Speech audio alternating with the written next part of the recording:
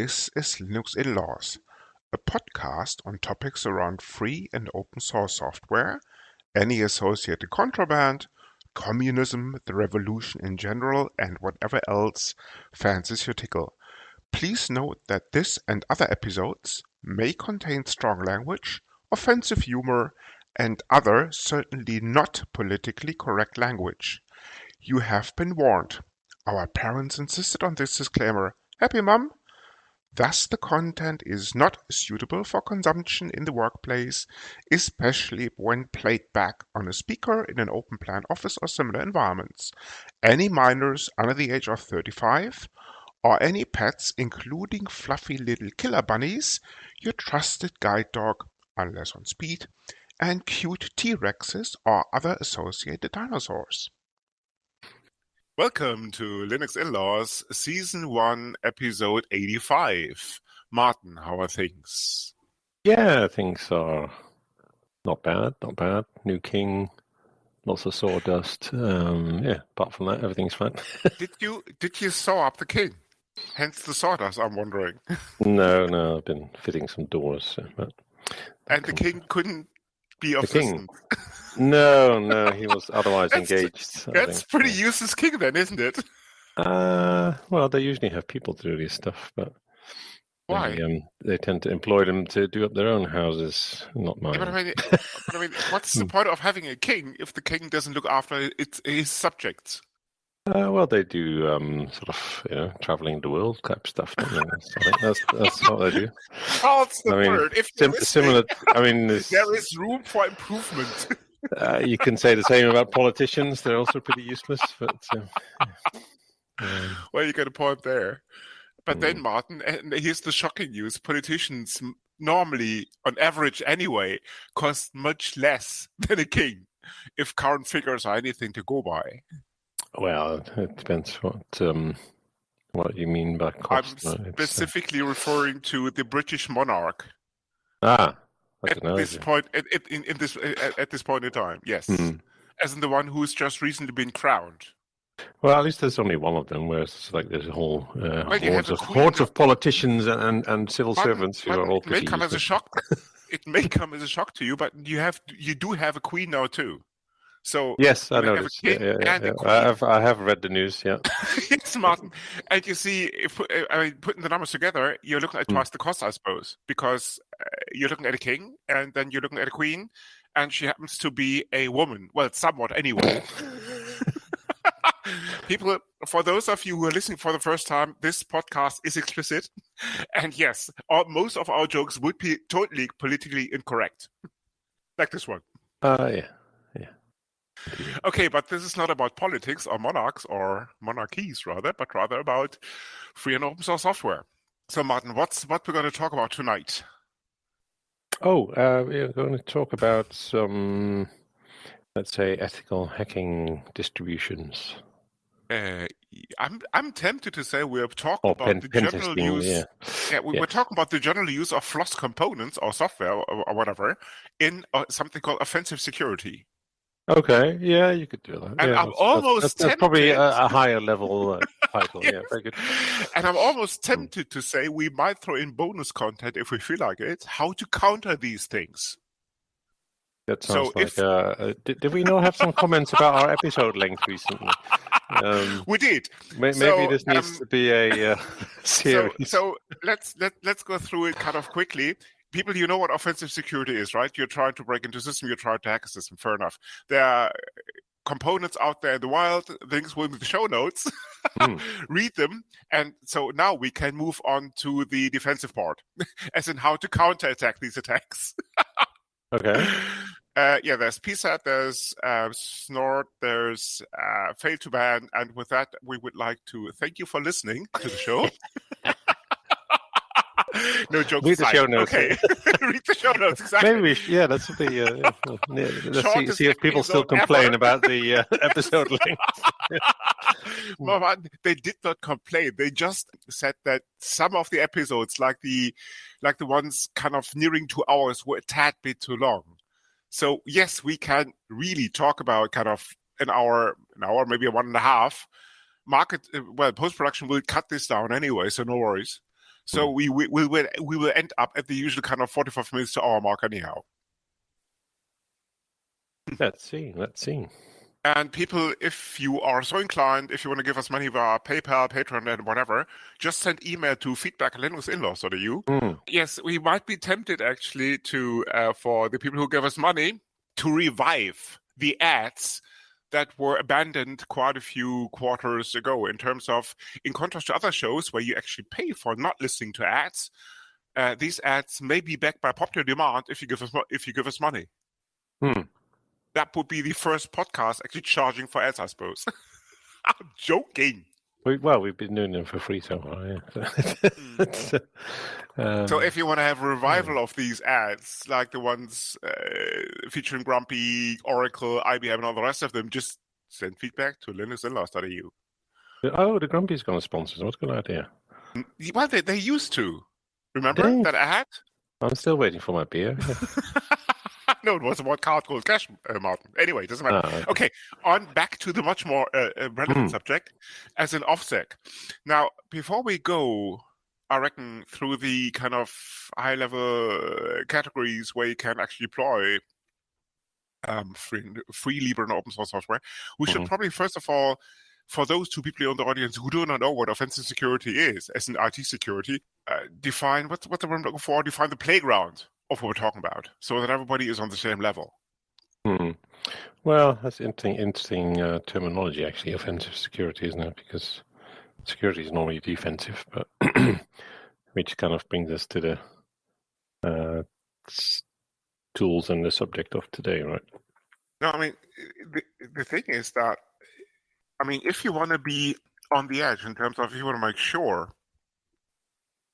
that your IT systems that you use to host websites, kind of deploy web shops and all the rest of it, are secure, what you would normally do is actually, you would either do it yourself or you would deploy a team of ethical hackers that try to break into your system. If they succeed, report the findings, as in kind of write down what they had to do in order to gain entrance, so to speak, and then you would set out a set of mitigations in order to rectify these issues. So offensive security is quite right in that regard. Only if you turn to the dark side, as in Black Hat, then it becomes an issue. If that makes any sense. Yeah, I mean, it's like the analogy is to hire a burglar to check out your how safe your house is, right? Well, you see, yes, but you have to commission the burglar with, first of all, a right to conduct that assessment. That's very important. Ideally in writing, I might add, so that if at any stage, for example, a neighbor decides to call the police, he can show if that waiver in front of that seems pretty unlikely, to be honest. But, okay. Maybe where you live, Mark, but that's beside the point. Anyway, it doesn't matter. Anyhow, no. And apart from that, you would also have to tell the burglar, now here's the money for this job. You're going to return all the items you're going to steal, but you will also tell me how you write a report. Exactly. And how you gained entry. This is the important bit. So, and the sweet way to do this basically is to make sure that before the burglar actually does this assessment, that you have possession of his or her or its family, children, any known and unknown offspring, never mind valuable assets. Because Good idea. because if he fucks this up, you can hold him ransom. It's simple as that. So it's all about leverage, if you know what I mean. So this is the usual modus operandi for. No, that's not for testers, is it? No, jokes aside, it's probably now a good idea to kind of lay the playing field in terms of what we got to talk about. The idea is basically to define a few categories, talk about them, and then give you an example or two for these categories before we come to the penultimate frameworks, tools, whatever you want to call them, that will do much of the job for you. If that okay, that sounds very sensible. Yeah. So why don't we start with? What should we start with, Martin? Well, we could. It depends how long we want the episode to be. As I said, for us, it's okay. Because clearly, well, I mean, you studied this stuff. You got some kind of certification in it, haven't you? If I'm not mistaken. But whatever that means, yes. Yeah. Well, it's if you look at the whole, let's say the playing field or the things that need to happen, there's various bits and pieces that one needs to do, right? If one wants to test one's security. Well, if you go with your burglar, I mean, you will first have to gather some information about the place. Yes. You know, what kind of house is it? What are the doors, the windows, points of entry, people living there, neighbors, etc., etc. Mind you, I'm not sure there's an analogy for neighbors. It has been a long day, Martin, right? Same here. Yeah. Yes. And then, clearly, next step is to analyze any vulnerabilities, as in which one is the weakest door or the easiest window or whatever, that kind of stuff. Right? So, in short, there's a whole bunch of steps and things to go through to test your systems that are applied in OffSec. What Martin has just described, or much of it, is actually the normal cycle of something called a penetration test. Because that's exactly how you would go about penetrating, hence the name, a system. In terms of, you would gather intelligence before, first of all, you would scope the penetration test, i.e., what is your ultimate goal? What do you want to achieve? You just want to break in? Do you want to kind of see what's there in terms of a complete server landscape? Do you want to kind of go into the detail, as in what software is running on these servers, what patch level do they have, how they are vulnerable as an attackable?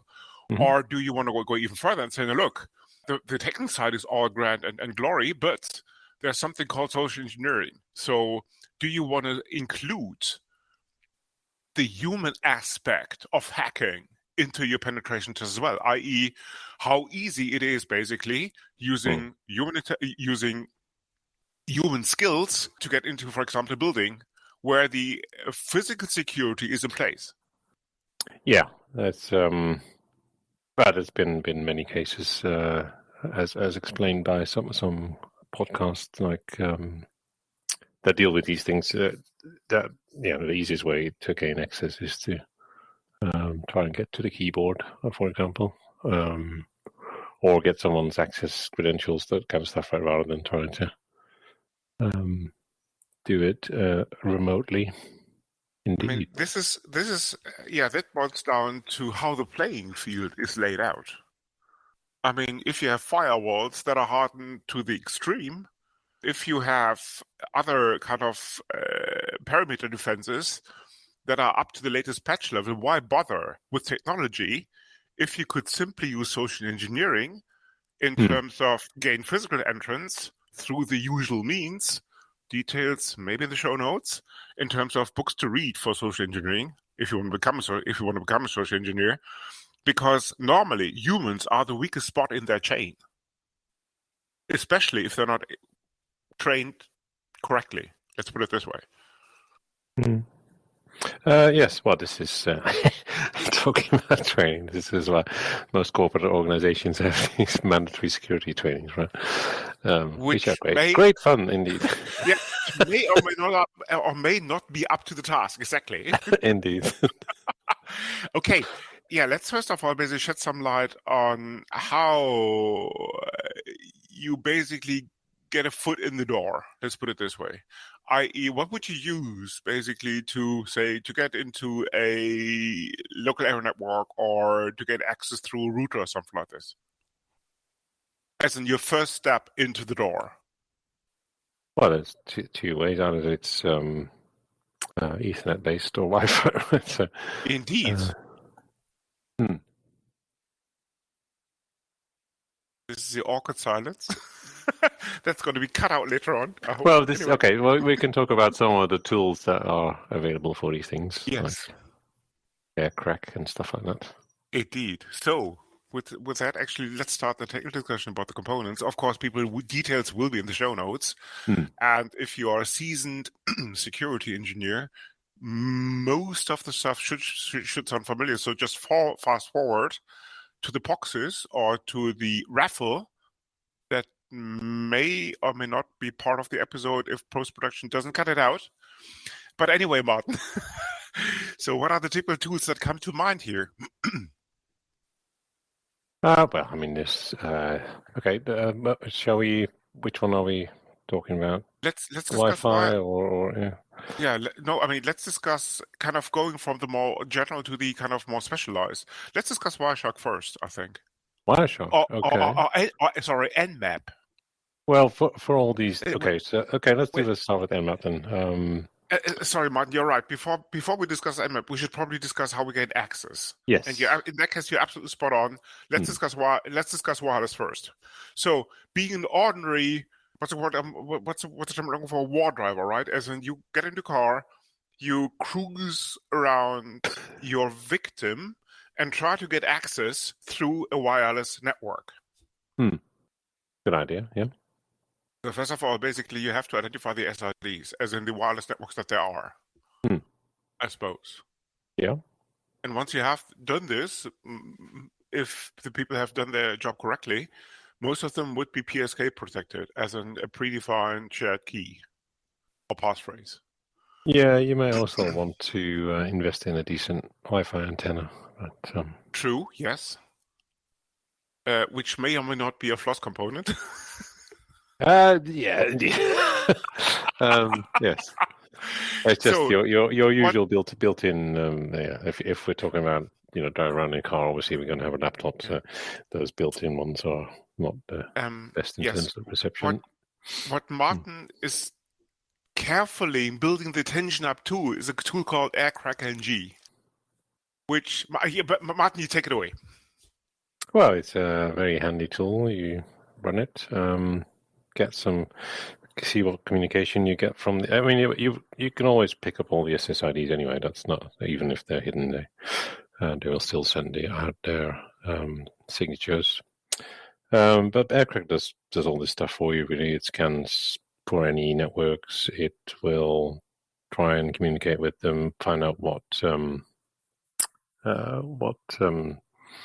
security they have, and if there are certain elements of communication available, then you may be able to use various password hashing tools to gain access. And in addition to brute forcing passwords, it's also capable actually of exploiting known vulnerabilities. Yes. In addition to brute forcing passwords, of course.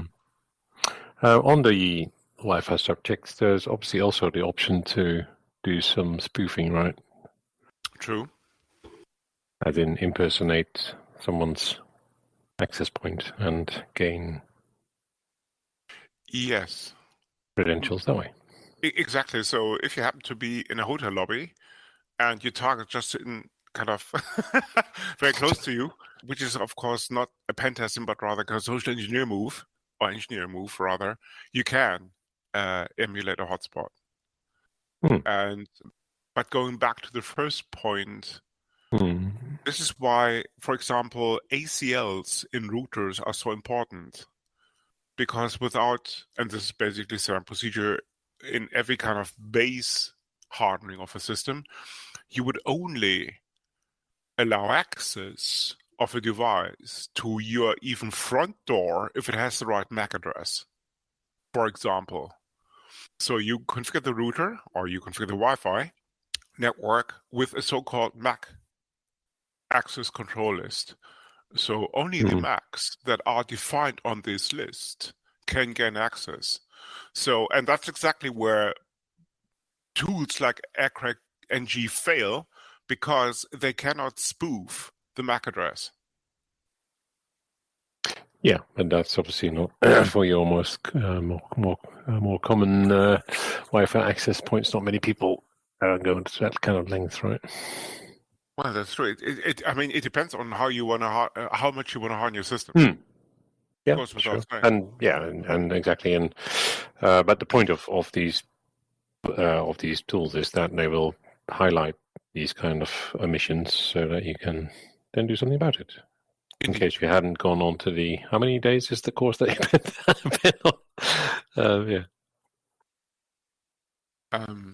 Tactical missiles come in handy at that stage. So if you are detecting somebody trying to break into your Wi-Fi network, and in addition you see a car driving up and down the road with the same license plate all over again, you might as well actually give them a nudge in terms of firing a rocket-propelled grenade at them, so that they get the message and discontinue this effort, just in case.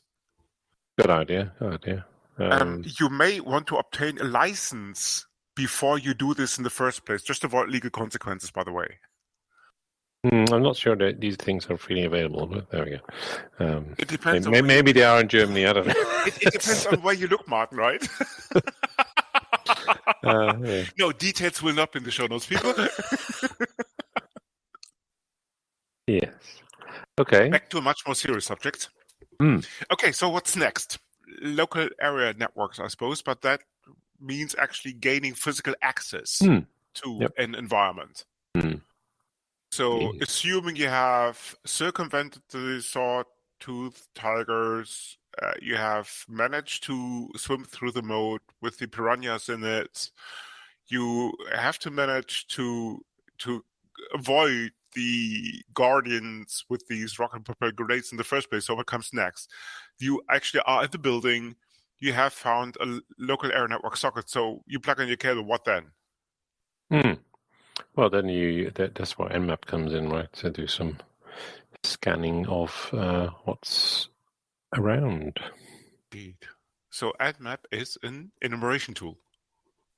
You give an IP address or range, probably some kind of abbreviation of something, isn't it? But I don't know what it is. Network mapper comes to mind. Probably. No, I mean, jokes aside, the Nmap is a great tool for actually enumerating a physical network. Can be done on a Wi-Fi network too, but that of course requires that you have access to said network. Now, what Nmap actually will do is it will scan the network for known IP addresses, and also will take a look at the ports that are open on these IP addresses. And in addition to this, if you're so instructed to, it will also try to, and this is where the sweet spot comes in, it will try to, first of all, guess the exact service running behind these ports. In addition to that, it will take a look at the version, if it can determine the version of the service running behind that port. And in addition to that, it will also take a look at the big picture in terms of, for example, what operating system is running behind an IP address, and will also, if possible, based on a technique called fingerprinting, will also tell you the version, or will try to guess the version of said operating system. Quite a handy tool if you just have a network range and want to see what's running on the IP addresses, and how you will probably be able to get access, because the version number of the service, if available, will tell you the patch level, and of course the CVEs as the common vulnerability enumerations that these services have in terms of how they are being able to be attacked. Yeah, once you know the device and the software that's running on it, then you can look for the vulnerabilities, right? So where would one find these vulnerabilities? Details will be in the show notes. There's a common database of CVEs at metro.org, but it is in addition to that, your search engine of choice is a good first step. With regards to you typing the CVE number, chances are you will get the technical details too. One example. It's more the other way around, right? You've got a device, you have an operating system. You want to find out what the CVE is. Yes, but I mean, if you instruct Nmap, for example, to find out what is the exact version of the OpenSSH server running on that machine, that gives you an indication of how you can attack that OpenSSH server. And that's what I mean by CVEs. Because if you detect that this OpenSSH is ancient, in terms of quite a few years old, chances are it hasn't been patched. Chances are, if you take a look at the CVEs associated with that release, some of the vulnerabilities might still be exploitable. And that gives you at least a remote access to that system. And that's your first step into a machine or into user land. Well, yeah, it depends on your intentions but yeah, usually, why do people do these things, right? Because they have been commissioned with finding out the weak spots in the system. Okay. Doing it for money. Yeah. With the written contract. I meant the non-official ones. The non-official ones. Do it in their free time because they work for said company and want to increase the internal security. Uh-huh.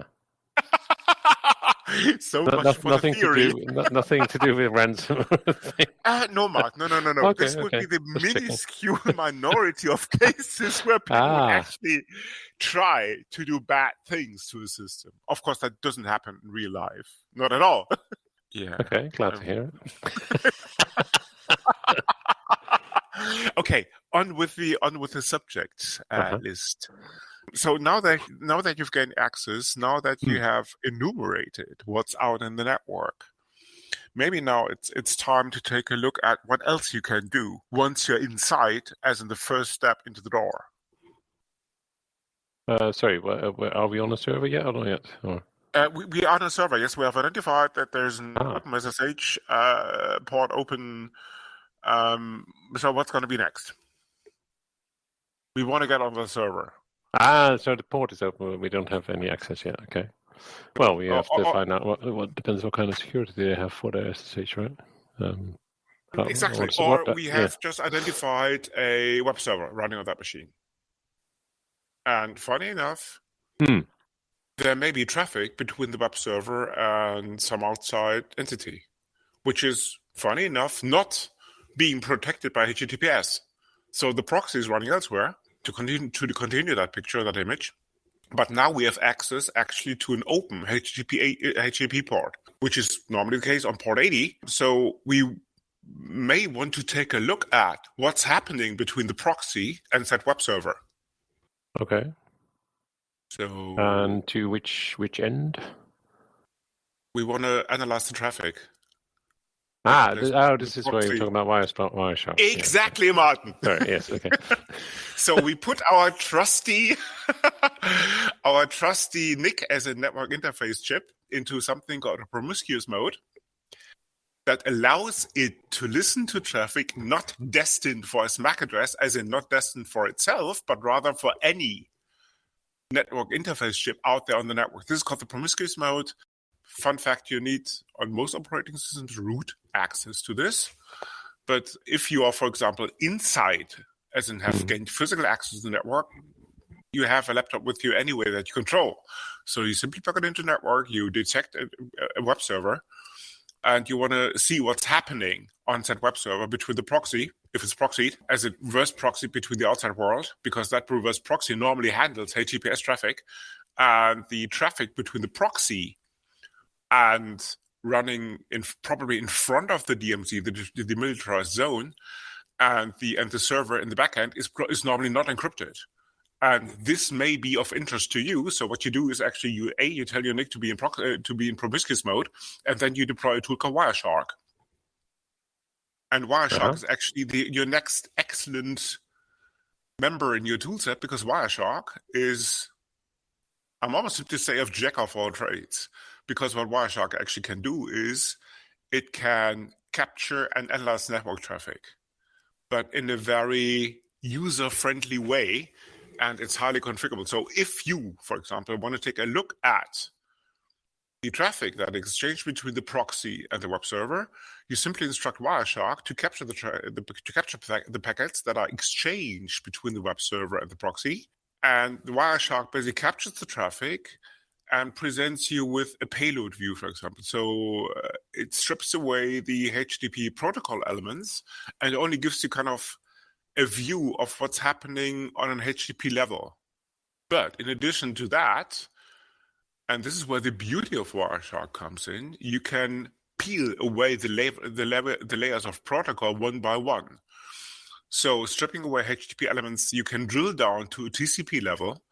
And furthermore, you can drill down to a layer 2 protocol if the NRC supports this.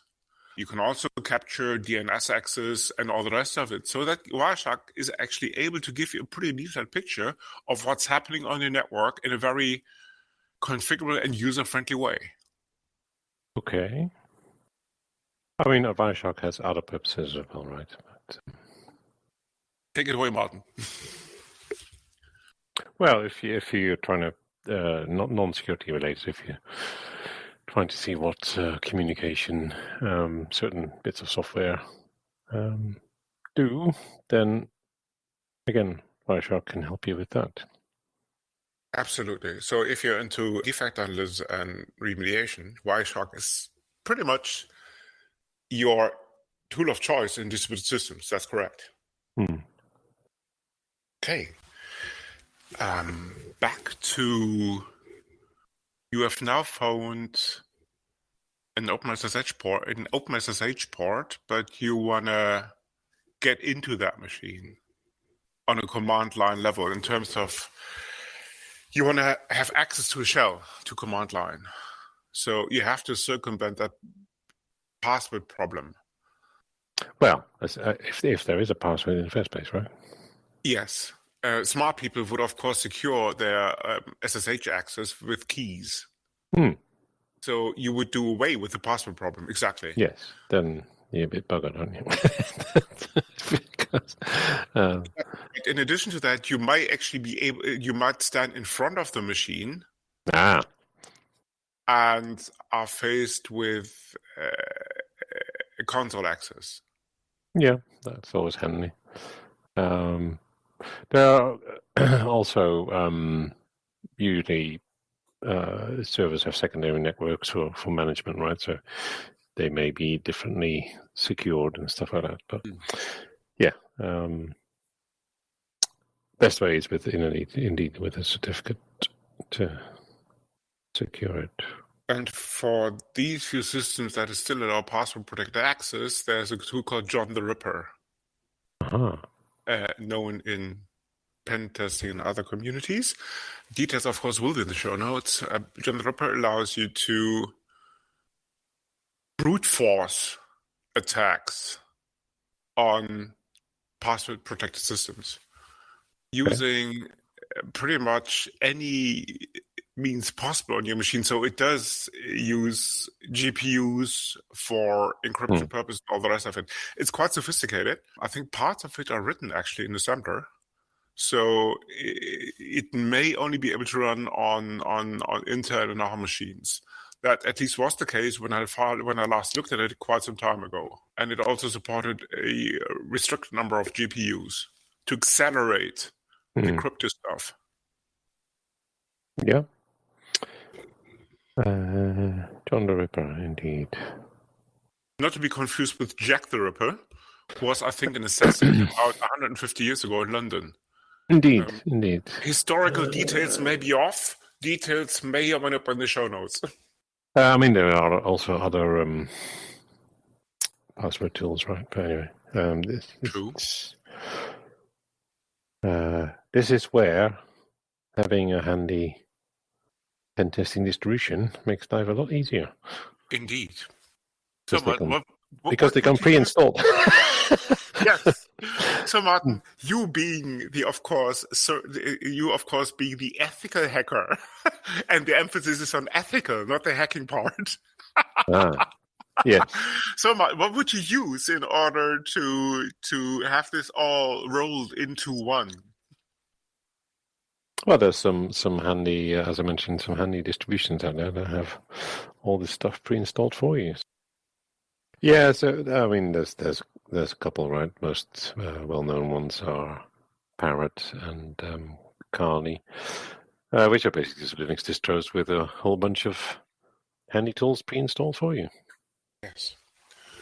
Details, as I said, maybe in the show notes, but it's probably worth pointing out that Kali, the last time I looked at it anyway, it used to be called Backtrack a couple of years back. It's, I think, now these days Debian-based, but it comes with, and the others, I think, do not come out of the box with that framework. They come with something called Metasploit. Okay. Which is I think you're the expert on this, aren't you? Why don't you tell the people what Metasploit is? Yes, Metasploit is actually a framework written in Ruby. Ruby. Yes, indeed, a very famous programming language. Also has a couple of frameworks built on top of it. First and foremost, Rails, I suppose, is worth mentioning. But apart from that, Metasploit has been around at least for the last 20 years. We're recording this in 2056, I think. That's a bit optimistic, isn't maybe it? Not. Maybe, I don't know. No jokes aside. I think Metasploit was invented around 2003, 2004. There's Wikipedia pages that will be able to tell you the exact details. To summarize things, why is Metasploit important? Apart from the fact that it's written in Ruby, it gives you pretty much I'm almost tempted to say, complete set of pen testing tools at your disposal, so that you don't have to bother with putting all the attack vectors together yourself, as in using Nmap. What types of exploits can I use? What types of fuzzes and fuzzing in terms of how can I break into a system? What, for example, what SQL innovations out there and all the rest of it. So Metasploit basically wraps this all up into one. And the funky part is it's A, well documented.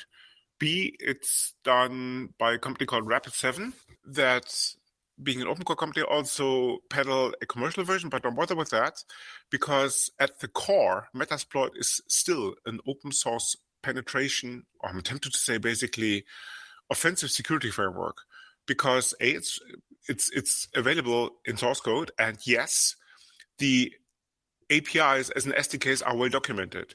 So you have the complete set of, for example, exploits categorized by operating systems and by subcomponents in the distribution itself. So you actually can take a look at, for example, how Redis can be exploited given a specific version on a operating system called Linux. So once you have determined the components and the user land of a machine, chances are Metasploit, and that of course would include the versions of said components, chances are Metasploit has still a fuzzer, an exploit, whatever, an analyzer out there that is able to help you to exploit this component, or at least see how this component can be broken, for want of a better expression. And now, an even more important fact, if you take a look at the contributions to Metasploit done by Rapid7 and other entities, you will notice that this framework is pretty much kept up to date with the latest CVEs for any user land, for any components that is out there. That's quite useful. Indeed, because what's the point of using a framework that is 10 years old and that only has exploits out there for security holes that have been patched long ago? What's the point? And this is the reason why Metasploit is probably at the top of that list, because it's kept up to date. Yeah, good. Going back to Kali now, just a fun fact. There's also a spin called NetHunter that I came across just recently. NetHunter is actually a port of Kali to an Android device. If you have a mobile phone that adheres to, I say, more recent AOSP definitions in terms of it's capable of running Android 9, 10, 11, 12, chances are it's also capable of running NetHunter. NetHunter is not for the faint-hearted in terms of you have to re-image your mobile phone. So it's not an app that you install, but rather a complete image that you flash your phone with. But after that, it's a pen testing device, your mobile phone that is, that fits into a pocket. Because at the end of the day, all the functionality that Kali brings with it is incorporated in NetHunter. Which makes it a very handy tool. Because if you don't want to schlep around your kind of 2-3 laptops, but rather just a set of mobile phones, off you go. Why do you need 3 laptops? Because one won't do the trick. But one phone will, okay. maybe 2, maybe 3 months. You know. Yeah. Nice idea, but yeah, this is only for people who can read very small fonts. No, I mean it's as I said, it's not for the faint heart because you have to unlock your boot sector because otherwise you won't be able to install a recovery partition manager like GRWP or whatever it's called these days. And with only that tool, you will be able to flash the main system partition as in put the NetHunter image onto that system partition. So you have to more or less jailbreak, to use an iOS term, your phone if you want to use NetHunter. You can, of course, put a VM onto your phone if you choose to do so and run NetHunter in that VM on your phone. The way to do this is actually to use a tiny Linux distribution that runs on any Android phone called Termux.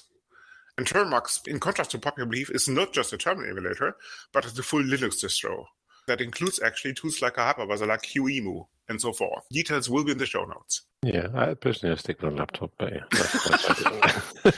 Yeah, Martin, full disclosure, Martin is the kind of more traditional one among us.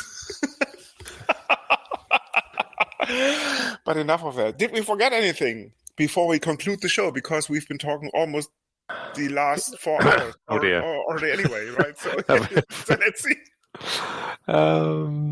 So people, before you get confused, if you're looking at the time of your on your mobile phone or whatever device you use to listen to this episode, and it only kind of clocks it at the hour mark, post-production has removed the rest. So cutting short. Yeah, I think. I mean, yeah. Why do you need these tools, and why would you run any of these distributions? That is quite handy to check your own security, right? If you are running your own service, then, or if you want to indeed do it on a professional basis. And what comes in very handy is actually to win that rat race against your kids, if your kids want to have the upper hand. Yes. That's if you're listening, kids, it's all under control, so don't bother. Don't bother, exactly. Kids, unless you're really considering a career as a pen tester, which is I might add, well paid, and if you want to get ahead of daddy, just send the email to kids_feedback@inlaws.eu, and I'm going to make sure that daddy doesn't get that email. Yes. That especially goes for any kids out there of the Visser family who may or may be listening to this podcast. Okay, jokes aside, we should probably now turn our attention to something much more serious called the boxes. Oh, okay. Go for it. So, Martin, what is your pick of the week? My pick of the week. Yes. I need to think of the name now. Oh, yes, I remember the name. Yes. I don't know if you remember a movie called True Lies. Yes. They have made a spin-off series. Arnold Schwarzenegger, right? Yes, Arnold Schwarzenegger and the California governor. Who's the woman? Anyway, the one. Some famous actress as well, which I forget the name of. Links will be in the snow notes. Didn't that movie flop at the box office?